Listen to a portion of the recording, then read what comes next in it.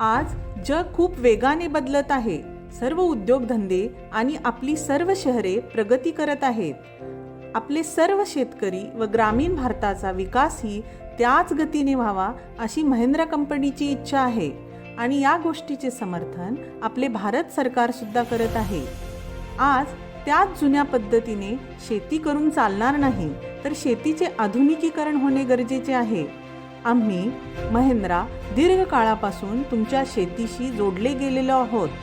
तुमच्या सोबत राहूनच आम्ही तुमच्या सगळ्या गरजा समजून घेऊ शकलो आहोत आणि म्हणूनच आम्ही तुमच्यासाठी घेऊन आलो आहोत कृष ई, ज्यामध्ये आहे तंत्रज्ञान आणि सेवा यांचा अनोखा संगम, म्हणजेच विज्ञान, यंत्र आणि डिजिटल तंत्र या त्रिशक्तीचा मिलाप.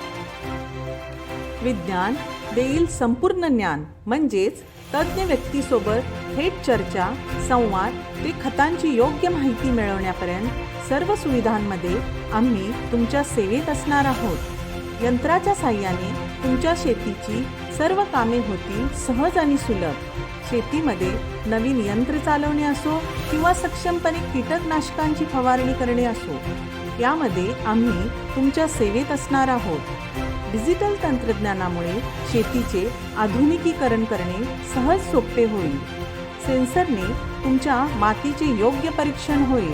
सॅटेलाइट्स, ड्रोन आणि ट्रॅक्टरच्या वरती लावलेल्या कॅमेरामुळे शेतीच्या पिकांचे योग्य ज्ञान होईल.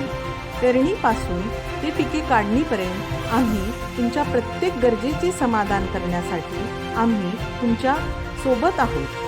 महिंद्राशी जोडलेला प्रत्येक शेतकरी एक चॅम्पियन आहे.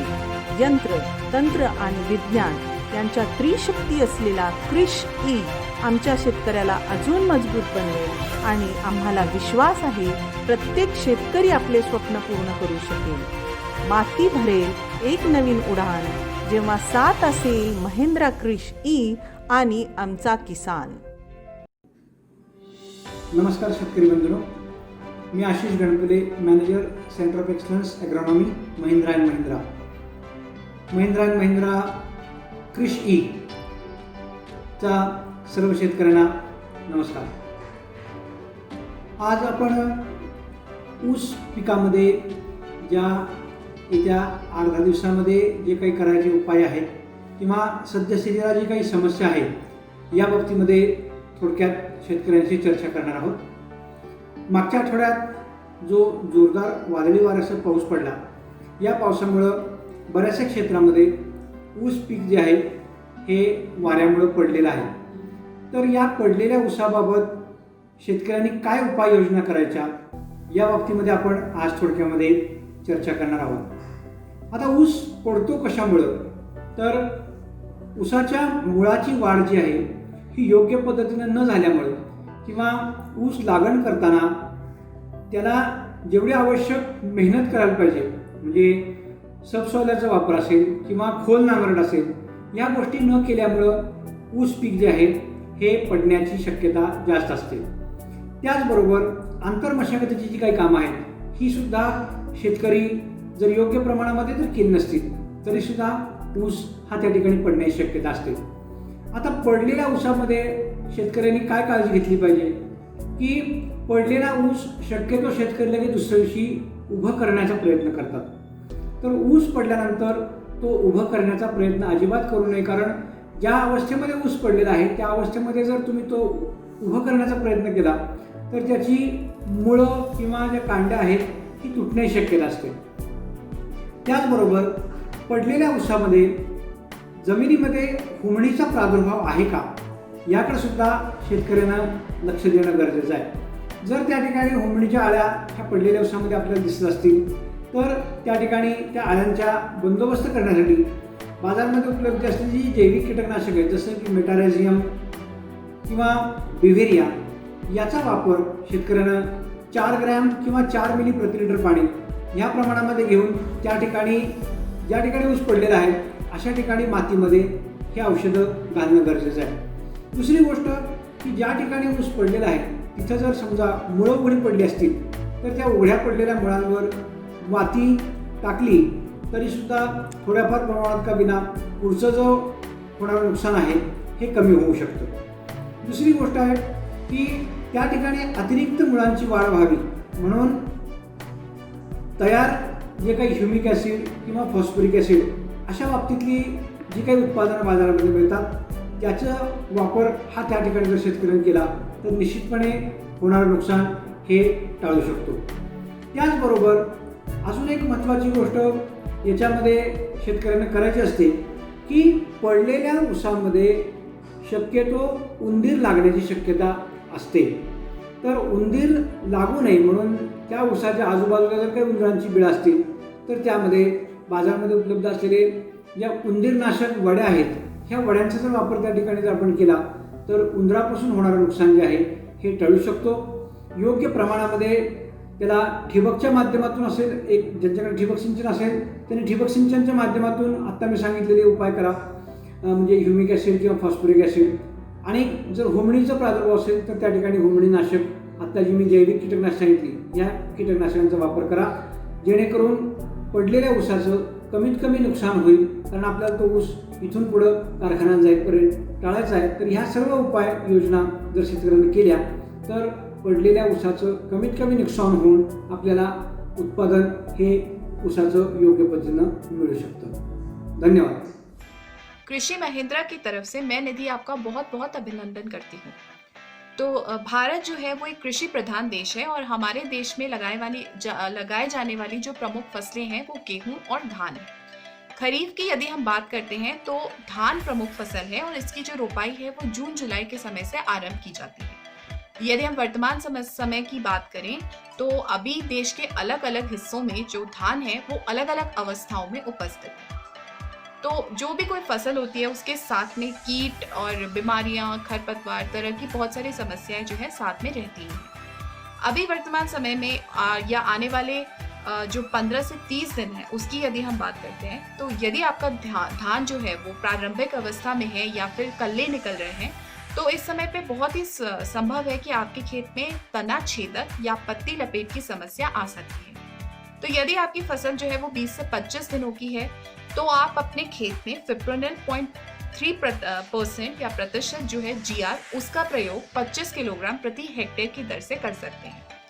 यदि बाद की अवस्था में जैसे मैंने बताया था कि कल्ले निकलने के समय पे या बाली के समय पे यदि आप कल्ले निकलने के समय पे यदि आपके यहाँ पे कीट आ रहा है तो क्लोरेंट्रोनिलीप्रोल 18.5% जो फॉर्मुलेशन आता है उसका इस्तेमाल आप 150 ml प्रति हेक्टेयर की दर से कर सकते हैं. तो ये आपका दोनों मतलब तना छेदक और पत्ता लपेट दोनों को कंट्रोल करने में जो है आपकी सहायता करेगा. बाद के जो अवस्था में है यदि हम 60 से 65 दिन की बात करते हैं तो उस समय पर धान में भूरा खुदका जो होता है वो लगने की संभावना होती है. तो उसके लिए आप डायनाटोफिरॉन एक फॉर्मुलेशन 20% SG फॉर्मुलेशन जो है उसका इस्तेमाल जो है वो आप कर सकते हैं. तो अगर अब हम यदि बात करें जो धान में आने वाली बीमारियां होती हैं या किस किस चीज़ का प्रकोप हो सकता है तो अगर आपके खेत में शीत ब्लाइट आई है या आ सकती है, क्योंकि जैसा कि अभी हम बात कर रहे हैं कि जो समस्या या तो अभी आपके खेत में है या आने वाले समय में आ सकती है. तो शीत ब्लाइट बहुत ही कॉमन समस्या है जो कि जनरली देखी जाती है. तो उसके लिए आप हेक्साकोनाजोल 5% EC फॉर्मुलेशन जो है उसका इस्तेमाल अपने खेत में कर सकते हैं. इसके अलावा अगर आपके खेत में ब्लास्ट की समस्या है जो कि शुरुआती अवस्था से लेके जो पत्ती से हमें दिखाई देता है और बाद की अवस्थाओं में नेक में, कॉलर में, अलग अलग जगहों पे दिखाई देता है तो उसके लिए आप आइसोप्रोथ्योलिन 40% EC का प्रयोग जो है वो 750 ml प्रति हेक्टेयर दर के हिसाब से कर सकते हैं. यदि खेत में हमें BLB मतलब बैक्टीरियल लीफ ब्लाइट की समस्या दिख रही है या आने वाले समय में अगर आपको इस तरह की कोई समस्या दिखे तो कॉपर ऑक्सीक्लोराइड 50% WP 2 ग्राम प्रति लीटर पानी के साथ में स्ट्रेप्टोसाइक्लिन 0.1 ग्राम प्रति लीटर पानी का जो घोल है वो बना के और आप अपने खेतों में इस्तेमाल कर सकते हैं. बाद की अवस्था में जब बाली बन जाती हैं और जो है काफ़ी बड़ी फसल हो जाती है हमारी तो उस समय पे कभी कभी फॉल्स मट नामक एक बीमारी आती है. तो जहाँ पर इस अवस्था में अभी हमारी जो फसलें हैं तो जिसे हम हल्दी गार्ड भी बोलते हैं, इस तरह की अगर आपको समस्या दिखाई दे रही है तो प्रोपिकोनाजोल 20% EC का जो फॉर्मुलेशन है वो आप 500 ml प्रति हेक्टेयर की दर से इस्तेमाल कर सकते हैं. तो आपको काफ़ी फ़ायदा मिलेगा और जो आपकी खेत में बीमारी आई है उसको अच्छे से हम कंट्रोल कर पाएंगे। तो अभी तक हमने बात की थी कीटों की और रोगों की। तो फसल में खरपतवार की भी काफ़ी समस्या रहती है। तो जिन जगहों पे अभी भी फसल जो है वो छोटी है या 20 से 25 या 30 दिन की अवस्था में है, तो वहाँ पर पोस्ट इमर्जेंस हर्बिसाइड जो है उसमें आप बिस्पायरिबाक सोडियम 10% SC जो आता है उसका आप प्रयोग कर सकते हैं, और ये आप लगभग 250 ml प्रति हेक्टेयर की दर से इसका प्रयोग कर सकते हैं। तो इन सभी चीज़ों का ध्यान रखते हुए अपने पौधों को जो है पोषण का काफ़ी ध्यान रखें और साथ ही पूरी निगरानी बनाए रखें। और अगर कोई भी समस्या दिखे तो अपने अधिकतम जो भी कृषि प्रतिनिधि है या कोई भी केवीके है उसमें आप संपर्क करके जो भी अगर उसका सॉल्यूशन है वो ले सकते हैं। धन्यवाद।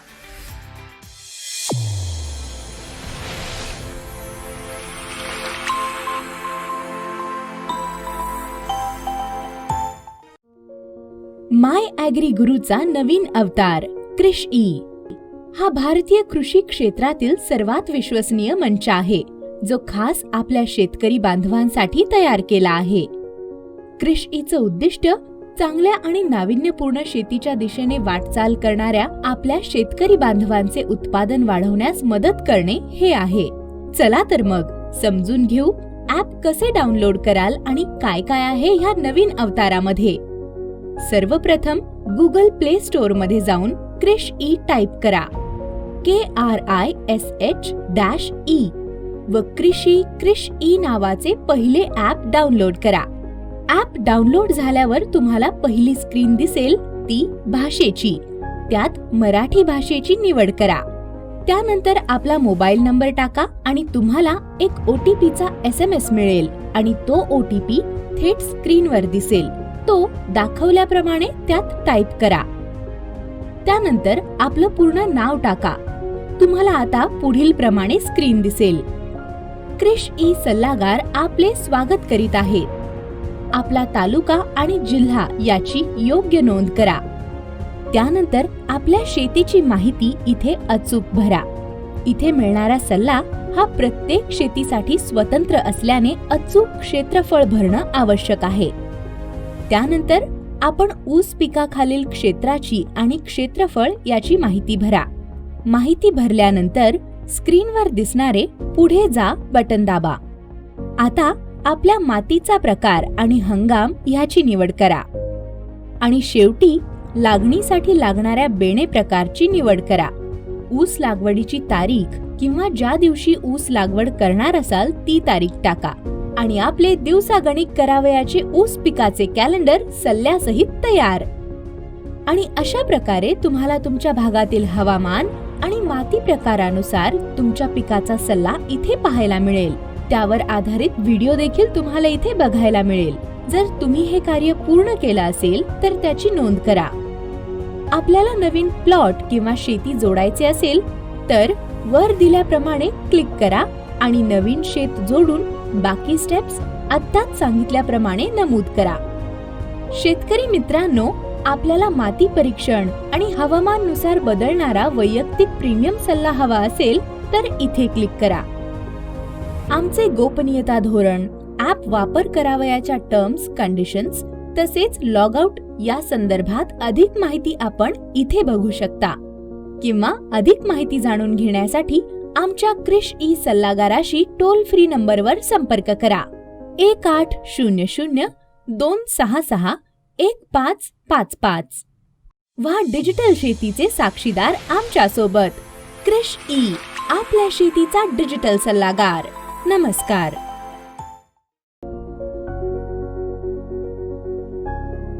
शेतकरी बंधूंनो, कृष ईच्या प्रीमियम व्हर्जन मध्ये आपले स्वागत। आपल्याला माहित असेलच की कोणतेही या प्रीमियम सर्व्हिस मध्ये आपल्याला उत्पादकता आणि उत्पादन वाढवण्यासाठी अधिकाधिक योग्य सल्ला आपल्या वैयक्तिक प्लॉट साठी मिळणार आहे। चला तर मग समजून घेऊ या प्रीमियम व्हर्जन मध्ये कसा प्रवेश करायचा।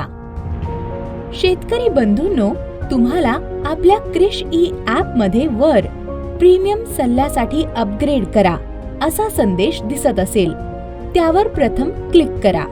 त्यावर क्लिक केल्यावर आपल्याला व्हिडिओ मध्ये दाखवल्याप्रमाणे प्रीमियम सर्व्हिसचे फायदे दिसतील। तसेच या सर्व्हिसेस वापरण्यासाठीच्या अटी आणि शर्ती देखील आपण ह्यावर वाचू शकता. स्वीकारा आणि सुरू ठेवा ह्यावर क्लिक करा. आता आपल्याला आमच्याशी संपर्क साधण्यासाठीचा नंबर तसेच आपल्याला नेमकी काय माहिती द्यायची आहे ह्याचा तपशील दिसेल. आता सुरू ठेवावर क्लिक करा. आता आम्हाला आपली अकाउंट अपग्रेड करण्याची विनंती प्राप्त झाली आहे. आम्ही सर्व माहिती तपासून आपले अकाउंट प्रीमियम साठी अपग्रेड करण्याच्या विनंतीला प्रतिसाद देऊ. त्यानंतर आपल्याला मोबाईलवर एक नोटिफिकेशन येईल ज्यामध्ये आपले अकाउंट प्रीमियम करण्याची विनंती मंजूर झाली आहे असा संदेश असेल. आपली विनंती प्राप्त झाल्यावर आम्ही आपल्याशी संपर्क साधू आणि आमचे जवळच्या डीलर अथवा वितरक यांचे प्रतिनिधी माती परीक्षण करण्यासाठी आपल्याकडे येतील. त्यावेळी आपण त्यांना प्रीमियम सेवेसाठी पैसे भरू शकता आणि पैसे भरल्यावर पावती घ्यायला विसरू नका. त्यानंतर तुम्ही आम्हाला काही गोष्टींची माहिती द्यावी ही विनंती. ह्यामध्ये शेतीचे स्थान जे आपल्या मोबाईलवर GPS किंवा लोकेशन चालू करून देऊ शकता. तसेच वर कोपऱ्यामध्ये दर्शवल्याप्रमाणे ह्या आयकॉन म्हणजेच चिन्हावर थेट क्लिक करून आपल्या शेतीचे थेट स्थान प्राप्त करू शकता. त्यानंतर आपण पाणी कसे देणार आहात ह्यावर माहिती द्यावी. जे शेतकरी ड्रिपने पाणी तसेच खते देणार आहेत त्यांनी ड्रिपवर क्लिक करावे. अन्यथा केवळ पाणी देण्यासाठी ड्रिपचा वापर करणार असतील तर त्यांनी पाट पाणी असे सूचित करावे. त्यानंतर आपण आपल्या पिकाची कोणती जात वापरणार ह्याबद्दल माहिती द्यावी. आपण घेत असलेली जात ह्यामध्ये नसेल तर इतर म्हणून नमूद करावे. शेतकरी मित्रांनो, हुमणी बऱ्याच काळापासून आपल्याला त्रास देत आहे. जर आपल्याला आपल्या शेतात मागील वर्षी हुमणीचा प्रादुर्भाव दिसला असेल तर तसे व्हिडिओमध्ये दाखवल्याप्रमाणे नमूद करा किंवा जर हुमणी नसेल तर तसेच पुढे जा. मित्रांनो, आता महत्त्वाचा टप्पा तो म्हणजे माती परीक्षण अहवालाबद्दल माहिती देण्याचा. ह्यामध्ये 3 पर्याय आहेत. एक म्हणजे माती परीक्षण अहवाल जर आमच्याकडून करून घेतले असेल तर अशा शेतकऱ्यांनी वगळा आणि पुढे जा ह्या पर्यायाला क्लिक करावे. आमच्या मार्फत आलेल्या सर्वच शेतकऱ्यांना आम्ही आवाहन करतो की त्यांचे माती परीक्षण अहवाल आमच्याकडे असल्याने आम्ही ते भरू. पण जर शेतकऱ्यांकडे रिपोर्ट किंवा अहवाल असेल तर तो शेतकरी रिपोर्ट अपलोड करू शकतो. त्यासाठी व्हिडिओमध्ये स्टेप्स दाखवल्या आहेत किंवा शेतकरी स्वतः देखील माती परीक्षण अहवाल भरू शकतो. ही स्टेप झाल्यावर शेतकऱ्याला असा संदेश दिसेल.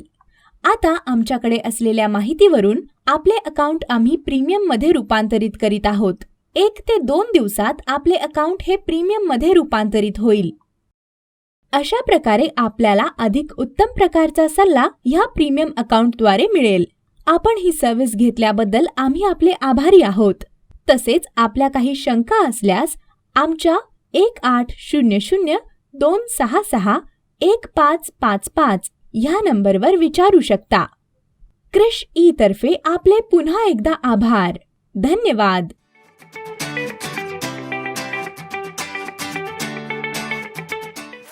नमस्कार, मी दीपक लक्ष्मण राऊत, मुक्काम पोस्ट पुरी, तालुका गंगापूर, जिल्हा औरंगाबाद. माझं शिक्षण आहे BBA. मी गेल्या 3 ते 4 वर्षापासून शेतीमध्ये आलो आहे आणि माझे वडील 15 ते 20 वर्षापासून शेती करत आहे. आम्ही 10 ते 12 वर्षापासून ऊस लावत आहे. पण ऊसामध्ये आम्हाला पारंपरिक शेती जसं करत होतो त्या पारंपरिक शेतीमध्ये आम्हाला पाहिजे तसा रिझल्ट मिळत नव्हता. आणि आता मी 2 वर्षापासून ऊस लावतोय. मी बी पारंपरिकच शेती करत होतो. पण आता या वर्षापासून आम्हाला महिंद्रा कृषी या ॲप्सच्या माध्यमातून आम्हाला चांगल्या प्रकारात आम्हाला त्याचे सजेशन मिळाले आणि पुढं आम्हाला बेसल डोस वगैरे यांची जसं पाहिजे तशी मात्रता मिळाली. आणि फर्स्ट म्हणजे आम्हाला माती परीक्षण, आम्ही त्या माती परीक्षणाची खूप महत्त्वाचं ठरवतो. त्याला माती परीक्षणाला आम्ही माती परीक्षण केल्यानंतर आम्हाला जमिनीमध्ये काय आहे आणि काय नाही आहे त्याचं बी आम्हाला पूर्णपणे समजलं आहे.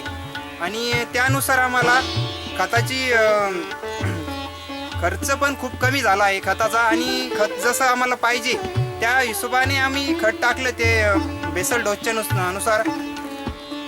आणि आमचा ऊसाची आता सध्या ऊसाची एज आहे 6 ते 7 महिने, आणि ऊसाची कांडीची संख्या आहे 13 ते 15, आणि ऊसाची जाडी पण आम्हाला पाहिजे तशी मिळाली आहे. जशी आमची पहिली ऊसाची कांडी खूप छोटी होती आणि जाड बी कमी होती. आता आम्हाला पाहिजे तशी मिळाली, कांडीची साईज बी मिळाली आणि लांबी पण खूप मिळाली. मला महिंद्रा कृषी या ॲप्सच्या माध्यमातून केला आहे आणि आम्हाला त्याचा चांगला रिझल्ट मिळाला आहे. तरी मी सांगू इच्छितो की आमच्या बांधवांनी किंवा शेतकऱ्यांनी याचा नक्कीच अनुभव घ्यावा आणि नक्कीच या गोष्टीकडे. पहिली ऊसाची ॲव्हरेज कम से कम 30 ते 40 टनापर्यंत मिळायचे, आणि आता 25 ते 30 टनापर्यंत आमचं ॲव्हरेज वाढेल अशी शक्यता आहे आणि मिळणारच आहे.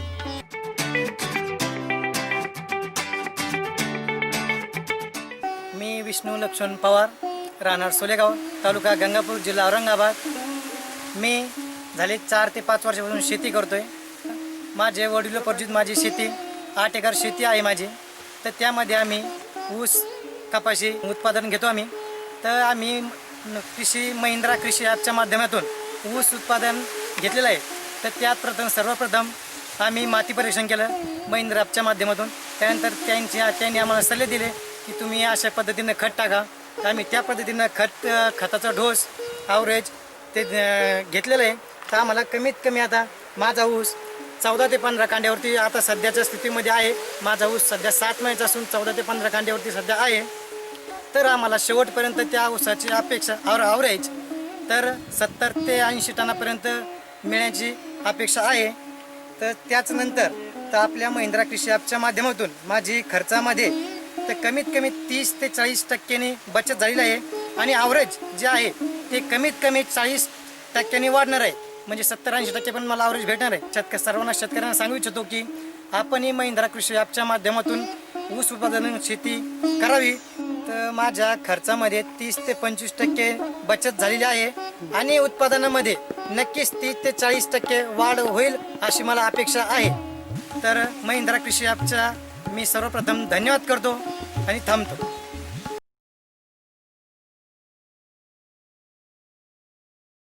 नमस्कार, मी कैलास दत्तात्रय मोरे, राहणार पुरी, तालुका गंगापूर, जिल्हा औरंगाबाद. इथला एक शेतकरी असून मी एक ऊस उत्पादक शेतकरी आहे. वडील पर्जित शेती करत आहे. 15 वर्षापासून माझे वडील ऊस शेत करीत होते. त्यांना साधारणपणे 40 ते 50 ॲव्हरेज भेटत. पारंपरिक शेती करत आहे, 15 वर्षापासून करत आहे. तर साधारणपणे त्यांना 30 ते 40 टन एकरी ॲव्हरेज मिळायचं. आता मला महिंद्रा कृषी ॲपच्या माध्यमातून मला नवीन एक माहिती मिळाली, आणि त्याच्याबद्दल मी एक ऊस लावण्यास सुरुवात केली. वडिलोपार्जित मला 3 एकर शेती आहे, आणि त्याच्यामध्ये 1.5 एकर ऊस आणि बाकी 1 एकर कपाशी आणि बाकीचं भाजीपाला आहे. अर्जित एकरी 30 ते 40 टन ऊस ॲव्हरेज मिळायचा. मला ॲपच्या महिंद्रा कृषी ॲपच्या माध्यमातून माहिती मिळाली, आणि त्यामार्फत मी ऊस लागवड केली. आणि एक पहिलं पारंपरिक 30 ते 40% खर्च एक्स्ट्रा यायचा, आणि आता कृषी ॲपच्या माध्यमातून 15 ते 20% माझा खर्च कमी झाला आहे. 20 ते 25% ऊस उत्पन्नात वाढ होण्याची शक्यता आहे. तुम्ही बघू शकता, समोर ऊस आहे माझा. महिंद्रा कृषी ॲपच्या माध्यमातून मी सॉइल टेस्टिंग केली आहे. सॉइल टेस्टिंग करत असताना माझा बेसल डोसमध्ये जवळपास 20 ते 25% खर्च वाचणार आहे. आणि मी एक बेसल डोस करत असताना एक मायक्रोन्यूट्रनची भट्टी सुद्धा लावलेली, त्यातून माझं सेंद्रिय कर्ब सुद्धा वाढणार आहे. आणि त्याचबद्दल मी बियाण्याची बीज प्रक्रिया सुद्धा केली आहे. त्याच्यामुळे माझं ऊस पुढे चालून कुठलाही प्रकारचा रोग येणार नाही, आणि तेच माझ्या उत्पन्नात वाढ होणार आहे. बीज प्रक्रिया केल्यानंतर मी पट्टा पद्धत सुद्धा केलेली आहे, आणि पट्टा पद्धत केल्यामुळे माझा ड्रिपचा खर्च सुद्धा वाचणार आहे. आणि ते ड्रिप केल्यामुळे माझा मातीमध्ये वापसा पद्धत राहणार, आणि वापसा पद्धत राहिल्यामुळे माझं उत्पन्नामध्ये वाढ होणार आहे. तसंच मी ऊसाची संख्या मेंटेन ठेवली आहे. मेंटेन ठेवल्यामुळे माझ्या ऊसाची जाडी व कांडीची लांबी सुद्धा वाढलेली आहे. आणि तसंच माझं एकरी 45 ते 47 हजार ऊसाची आज रोजी संख्या आहे ऊसाची. आज रोजी माझा ऊस 6 ते 6.5 महिन्याचा झाला असून आज रोजी माझ्या ऊसाच्या कांडी संख्या 12 ते 14 आहे. 12 ते 14 संख्या असून माझी ऊसाची समाधानकारक आहे. मी बाकीच्या शेतकऱ्यांना सांगणं इच्छितो की आपण सॉइल टेस्टिंग करून उत्पन्नामध्ये वाढ करावी आणि आपला खर्च कमी करावा, जेणेकरून आपलं उत्पन्न वाढेल आणि आपलं कमी खर्चात जादा उत्पन्न वाढेल. जे शेतकरी पारंपरिक पद्धतीनं शेती करत आहेत, ऊस शेती करत आहेत, त्यांना विनंती आहे की त्यांना बी महिंद्रा कृषी ॲपचा लाभ घ्यावा आणि आपल्या उत्पन्नामध्ये वाढ करावी. धन्यवाद. महिंद्रा कृषी.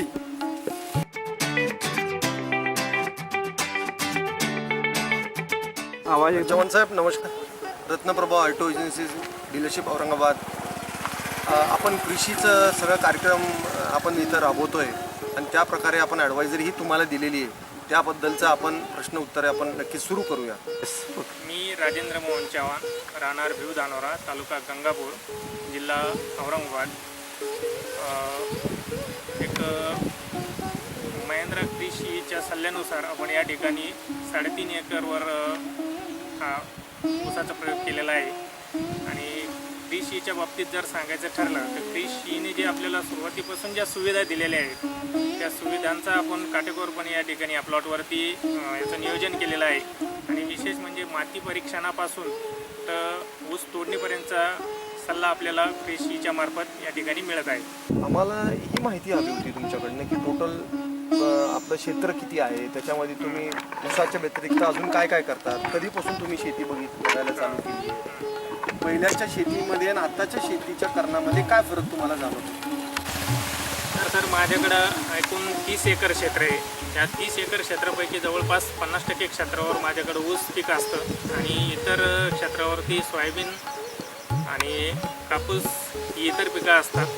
त्यापैकी 15 एकर ज्या ऊस शेती आहे त्यामध्ये 3.5 एकर क्षेत्रावर मी महिंद्रा कृषीचा ॲपचा वापर करून 3.5 एकर क्षेत्रावरती त्या सल्ल्यानुसार कृषीच्या सल्ल्यानुसार प्रॅक्टिसेस करतो. 15 वर्षाचा जरी आपल्याला अनुभव असला तरी सुरुवातीच्या काळात किंवा आता बरंच मॉडर्नायझेशन प्रत्येक क्षेत्रामध्ये झालं आहे, तसं टेक्नॉलॉजीचाही बराच बदल झाला आहे, प्रॅक्टिसेस बदलल्या आहेत. पूर्वी आपण जे शेती करत होते पूर्वीच्या शेतीच्या याच्यामध्ये आणि आताच्या याच्यामध्ये तुम्ही काही बदल केला आहे आणि ती फरक तो तुम्हाला कशामुळे तो जाणवतोय की का तुम्हाला बदल करावीशी वाटतंय? साधारणतः याच्यात एक महत्त्वाचा विषय म्हणजे आत्तापर्यंत आपण पारंपरिक ऊस शेती करायचो. याच्यात सरीचं जे अंतर होतं हे 3 फूट 2.5 फूट आणि 4 फुटापर्यंत असायचं. कृषीच्या सल्ल्यानुसार आपण या ठिकाणी 5 फूट सरीतलं अंतर ठेवलेलं आहे. तर ठेवल्यामुळं आपली या ठिकाणी बऱ्याचशा गोष्टीत खूप मोठी बचत झालेली आहे. खत आणि औषधात बचत झालेली आहे. बियाण्यामध्ये खूप मोठी बचत झालेली आहे. आत्तापर्यंत आपण 3 टनापर्यंत एकरी ऊसाचं बियाणं वापरायचो, पण साधारणतः आता 1 ते 6 टनामध्ये ऊस बियाण्याचं 5 फूट सरी असल्यामुळं आणि विशेष म्हणजे 2 डोळ्यातलं जे अंतर आपण 1 फूट ठेवलं आहे त्याच्यामुळं खूप मोठी बियाण्यात बचत झालेली आहे. आणि कृषीचा सल्ला हा पूर्ण ऊस लागणीपासून तर ऊस तोडणीपर्यंत आपल्याला या ठिकाणी मिळत आहे. आता जो तुमचा रेग्युलर जो प्लॉट आहे तुमचा रेग्युलर प्लॉटमध्ये तुम्ही जो ऊस बघताय, आत्ताचा जो कृषी सल्ल्याने जो 3.5 एकरचा ऊस तुम्ही जो केलेला आहे त्याच्यात तुम्हाला काय फरक जाणवतो आणि काय काय ॲडवायझरी सर्व्हिसेस त्यांनी तुम्हाला दिल्या? तर ह्याच्यात आपण रेग्युलर जो ऊस करतोय आणि आपला कृषीच्या सल्ल्यामार्फत जो ऊस करतोय याच्यात खूप मोठा फरक या ठिकाणी आपण या ठिकाणी दिसतोय आपल्याला. रेग्युलरमध्ये मला जास्त खर्च आलेला आहे. माझ्याकडून रेग्युलर ऊसात बियाण्याचा वापर जास्त झालेला आहे. आणि विशेष म्हणजे आज जर त्या दोन्ही ऊसातला फरक पाहिला तर आज हा कृषीच्या सल्ल्याचा जो ऊस आहे त्याच्यात 14-15 कांड्यापर्यंत उंची या ऊसाला मिळालेली आहे. आणि रेग्युलर ऊसाची कांडीची साईज पण छोटी आहे आणि वाढ पण खूप कमी आहे. कुठल्या अशा गोष्टी आहेत की जिथं तुम्हाला वाटतंय की खर्च कमी झाला आहे? तर याच्यात विशेष खर्च आपला याच्यात कमी झाला आहे. रासायनिक खतामध्ये खूप मोठा खर्च कमी झाला कारण माती परीक्षणानुसारच आपण त्या 3.5 एकर ऊसाला खत दिलेली आहे. त्याच्यामुळे खतात खूप मोठी बचत झाली आणि 5 फूट सरी पाडल्यामुळं लेबर खर्च खूप कमी झाला. जवळपास ट्रॅक्टरनीच मेहनत करता आली त्याच्यामुळे अतिरिक्त जो आंतरमशागतीचा जो खर्च आहे तो खूप कमी आला आपल्याला या ठिकाणी. तुमचं जर पाहिलं तर ते 3 फुटाचं होतं, 4 फुटाचं होतं. आता ह्या 3.5 एकर जो कृषीच्या मार्फत जे तुम्ही केलंय ते 5 फुटापर्यंत तुम्ही पट्टा पद्धत करायला लागली. त्याचा तुम्हाला फायदा कुठं कुठं जाणवतोय? त्याचा विशेष फायदा म्हणजे आपल्याला पाण्याची खूप मोठी बचत झाली त्याच्यानंतर लेबर खर्च जो होता तो खूप कमी लागला आणि विशेष म्हणजे खताच्या याच्यात खूप खर्च कमी वाटतोय. आणि आज जे थोडेसे रोगकिडीचं जे व्यवस्थापनासाठी 5 फुटात अंतर असल्यामुळं त्याच्यात आपल्याला फवारणीसारखे जे अंतर मशागत करायची असते ते 5 फूट सरीमुळं शक्य झालेलं आहे. तुम्हाला असं वाटतं का की हे जे तुम्ही 5 फुटाचं केलंय हे नक्कीच याच्यामध्ये इंटरकल्टिवेशन होऊ शकतं ट्रॅक्टरच्या मार्फत नक्कीच. आणि नक्कीच याच्यामध्ये तुमचं मेकनायझेशन नक्कीच वाढेल?